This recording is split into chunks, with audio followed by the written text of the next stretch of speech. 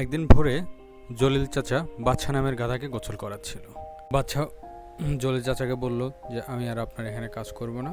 তখন জলিল চাচা ভ্যাবা চেয়ে খেয়ে গেল যে তুই কথা বলতে পারিস, তা বাবা কেন কাজ করবি না? গাধা তখন বলল যে আপনার এখানে খাওয়া দাওয়ার একটুও ভালো না, আপনি আমাকে বেতন দেন না, বোনাস দেন না, আমি আপনার এখানে আর কাজ করতে পারবো না। তখন জলিল চাচা বলল তাহলে এখন কি করবি? তখন গাধা বলল যে আমি এখন ইলেকশন করব, বাংলাদেশের উন্নয়ন করব। তখন অবস্থা বেগতিক দেখে জলিল চাচা তাকে নিয়ে গেল। গাধা মাইক্রোফোন হাতে নিয়ে বলল যে ভাই সব, আমি এখন আপনাদের এখানে এমপি পদপ্রার্থী, আমি আপনাদের এখানে এমপি দাঁড়াতে চাই, কারণ আপনারা তো গাধাকেই ভোট দিয়ে ইলেকশনে জেতান, তারাই তো এমপি হয়, তো আমাকে ভোট দেন, আমি এবার এমপি হই। গাধার কথা শুনে বাজারের সব লোক এসে গড়াগড়ি খেতে খেতে অবস্থা খারাপ। জলিল চাচা অবস্থা বিকটিক দেখে গাধাকে বললো বাবা তুমি চলো বাসায়, আমি তোমাকে ভালো খাবার দিব। গাধাও খুশি হয়ে গেল, তিরিং বিরিং করে আস্তে আস্তে বাসায় চলে গেল।